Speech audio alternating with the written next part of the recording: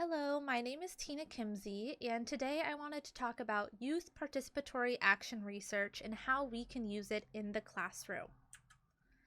So before we begin, let's answer the question, why YPAR? So youth participatory action research can also be known as YPAR, and it falls under the participatory learning approach, or PLAY, which helps to foster collaborative problem solving, networking, and learning experiences for students. So through implementing YPAR opportunities for students, we are also then providing them with a voice and teaching them foundational new literacies and 21st century skills that they need to succeed. So today we are going to talk about a potential YPAR opportunity for the classroom. Throughout this presentation, we're going to look at this potential YPAR opportunity that my future students could interact and engage with during school.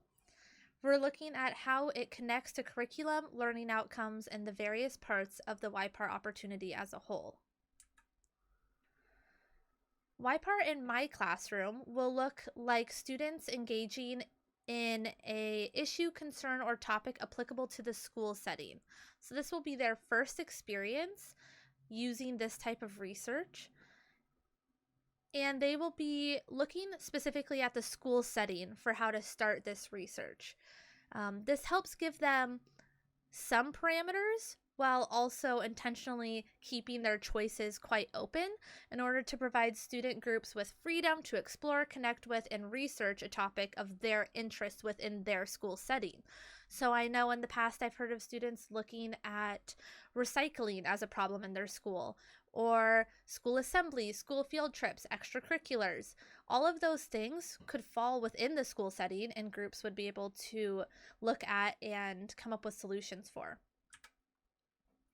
So for my learning outcomes, I have 4 main goals for student learning during the YPAR experience. So the first is going to be having students have that authentic participation and networking within their groups and outside of their groups.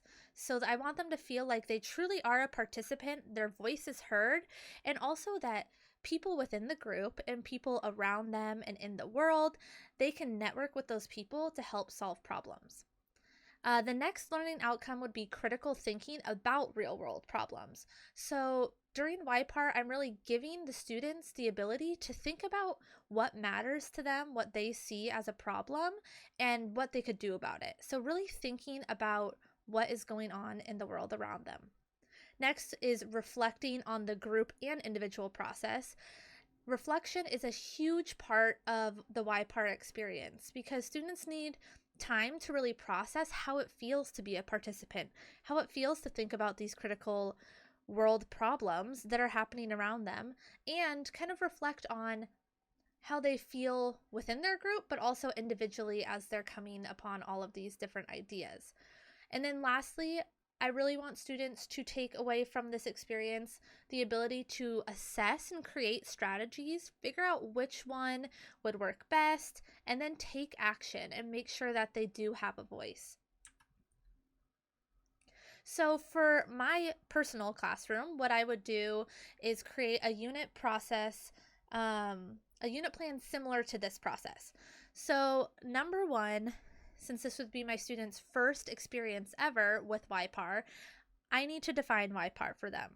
So I need to show them examples of other YPAR groups in the nation, maybe examples of different types of topics they could explore, and really get them to understand the why behind this whole experience. The next part obviously would be carefully creating groups. So the groups will be created based on interests and personalities of students. I can do this through taking a student survey. Specifically, that could be for their interests. As the teacher, I may know who works well together, maybe who doesn't, and which group facilitation would be best. So once I've had groups created, there's a strong foundation of what YPAR is. Then we get to connection within the groups. So students need to first spend ample time getting to know their group members beyond just classmates, but as people. So what are their shared and unique experiences? And how do they engage in different activities to create strong group dynamics? So this first part is really going to be creating a strong group so that then they feel comfortable and confident to go and pursue their interests collectively. So that leads me to number 4, pursuing interests. So once the group actually gets to know each other, they then will start to realize and determine their shared interests and experiences within the school setting that they are passionate about. So it might stem from an experience they had at recess, and they start talking about it and they realize, wait, we all 3-4 of us are very passionate about this topic. And so then they might have found kind of their area of research. We want the area of research during YPAR to be very personal to the group, something they're passionate about, so they can feel confident to go take creative action. So number 5, once they kind of know where their topic of research lies, they need to begin to network. So groups will begin to network with people that have knowledge or power in regards to their topic. Now, this topic will be within the school setting. So a lot of times students might be thinking about teachers, principal, different students, different grade levels, but also encourage them to think beyond. Think about kind of the cultural and systematic networks that are in place. What school district are they in? Who's in charge of the school district? Who's in charge of creating the curriculum that they are being taught? So those type of questions to really get them thinking about the wide network of research and information that's out there. And also looking kind of at what has already been done on this topic. If their school has already done something about recycling and it's still a problem, why is it still a problem? So getting them to think about all those networks. So then we move into brainstorming. What can the group do in response to their topic? They have something they're passionate about. What can they do? What can they create to kind of identify or help their issue or concern? During this phase, groups are encouraged to really be creative. Brainstorm as many possibilities as they can, because the more they have brainstormed, the better number 7 will be, which is what they actually create.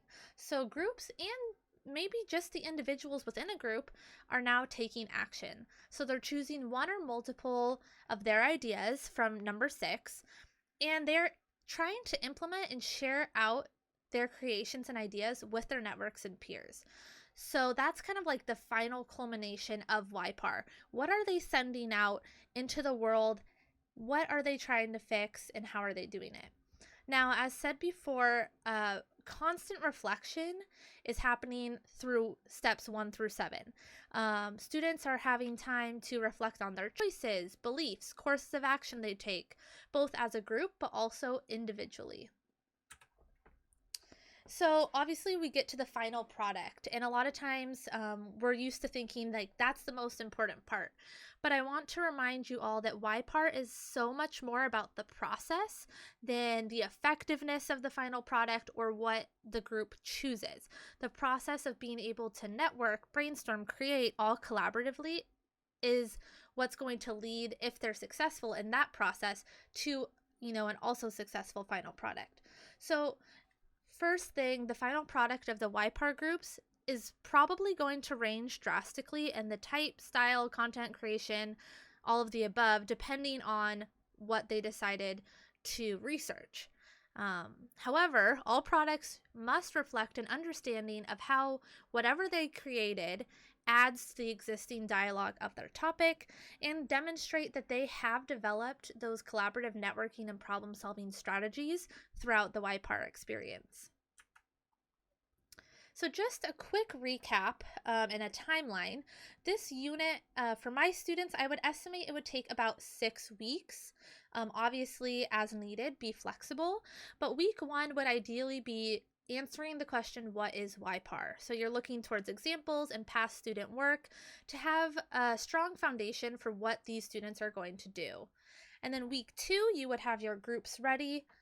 They'd meet each other, they get to know one another's experiences and interests, so that weeks 3 and 4, they really can dive into what are they researching, what do they need to know in order to research this concern or topic. And that's really part of the getting to know each other, what are you researching, brainstorming type of phase that gets them started for weeks 5 and 6, which is where they're officially brainstorming potential strategies and creations regarding that topic of concern, and they are actually taking action in these weeks 5 through 6. So I know probably groups will be fluctuating as to where they are. Maybe one group only needed 1 week to figure out what they'd research, and then they're already on to brainstorming. So definitely, for those type of groups, make sure that you've planned in something that can extend the process. So if they already know what they want to research and all the other groups in your classroom are still trying to just figure out some similarities with each other, then have those groups that are a little bit more ahead jump in with another group, do some conferencing, or maybe you want those groups to figure out sub questions, or maybe they'll be making more than one creation by the end of this. So build in things that can help those groups that are moving along quite quickly to be able to still have something to do. But on the other hand, you don't want groups to not be moving on quick enough and then to feel like they fall behind. So if a group has not made progress in figuring out their area of research by midweek 4, I would definitely start to help them through some conferencing by maybe narrowing down the context for them. So say, okay, instead of the school setting, let's talk about our classroom setting. Now that narrows down a lot, that they all have similar experiences in this classroom. So it helps them be able to figure out what exactly they want to research. So those are just some differentiation strategies for this YPAR plan. And then, of course, throughout the whole timeline, they're going to be given regular reflection time as a group and individually so that they can really understand what they're getting from this process. So that kind of wraps up my YPAR opportunity for my students.